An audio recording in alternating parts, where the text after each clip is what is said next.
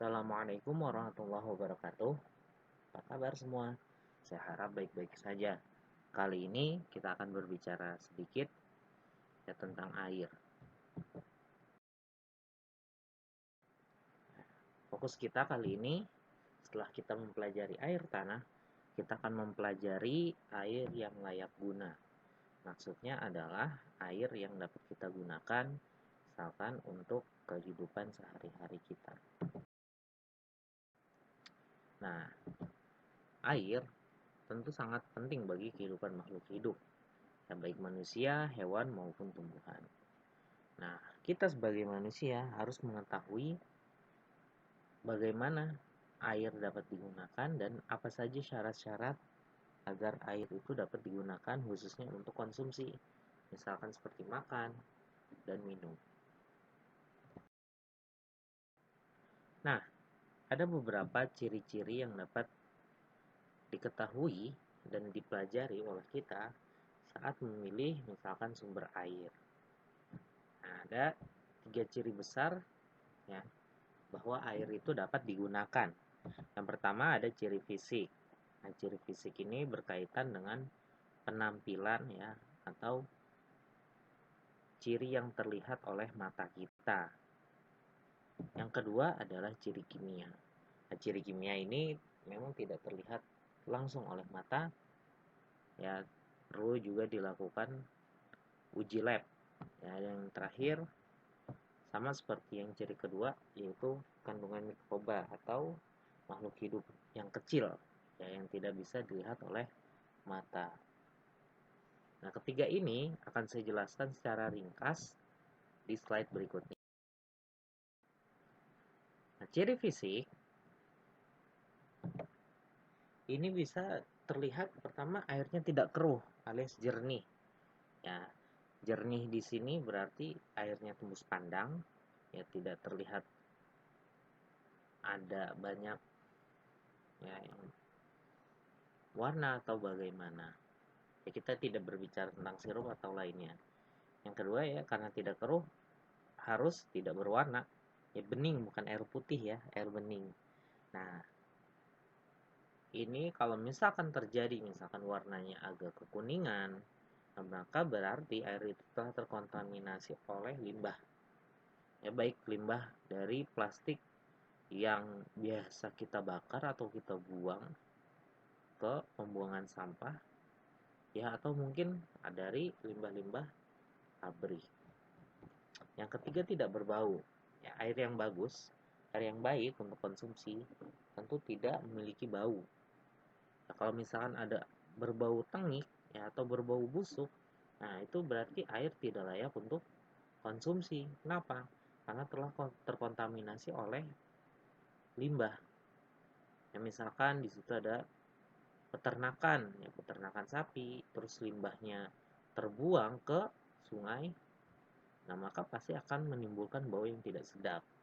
Nah, maka dari itu air di sungai itu tidak layak untuk konsumsi. Yang selanjutnya, ciri fisik selanjutnya adalah ya tidak ada rasanya. Kalau ada manis-manisnya ya, ini bukan merek suatu merek ya tidak berasa ini ya tidak ada rasa aneh-aneh ya mungkin agak pahit atau bagaimana itu dihindari. Selanjutnya tidak ada endapan ya atau tidak mengendap. Biasanya ketika kita ambil air ya misalnya di sungai pasti nanti ada beberapa partikel ya mungkin bisa terlihat oleh mata yang mengendap. Mungkin di situ ada lumpur, ada tanah, ada pasir. Ya. Maka itu harus disaring dulu agar dapat dikonsumsi. Ya bisa menggunakan saringan manual ya kita susun dari arang, dari pasir, dari batu, dari ijuk dan lain sebagainya atau menggunakan penjernih air ya, yang sekarang banyak dijual di pasaran. Dan yang terakhir, air yang baik itu adalah air yang sejuk. Bukan air yang terlalu dingin, bukan air yang terlalu panas. Sejuk ini misalkan sejuknya suhu ruangan diperkirakan kurang lebih 25 sampai 20 derajat Celcius. Nah, itu termasuk ciri yang baik. Nah, kita lanjut ke ciri kimia ya. Ciri kimia ini ya lebih fokus kepada kandungan air itu.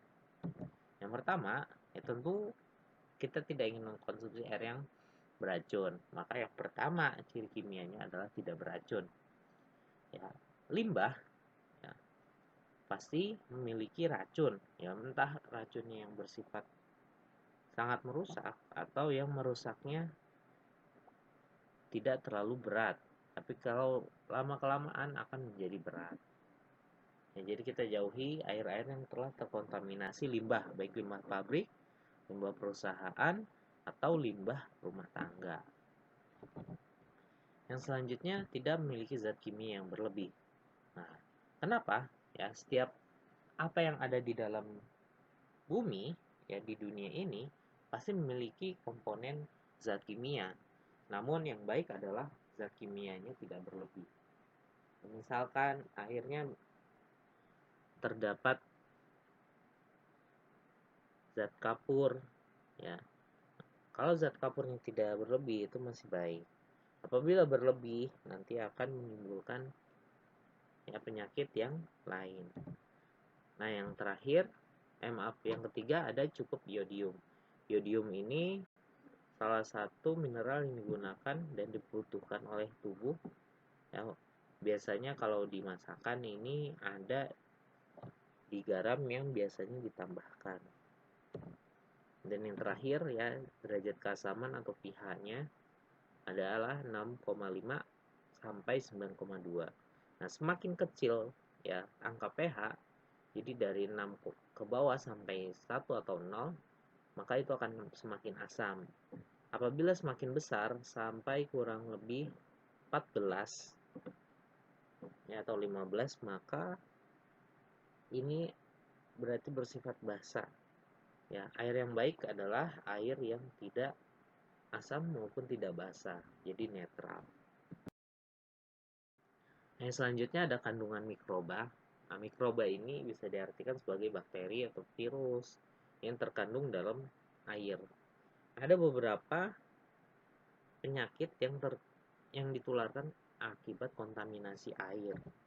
Jadi tidak boleh mengandung air tersebut sama ya bibit penyakit disentri.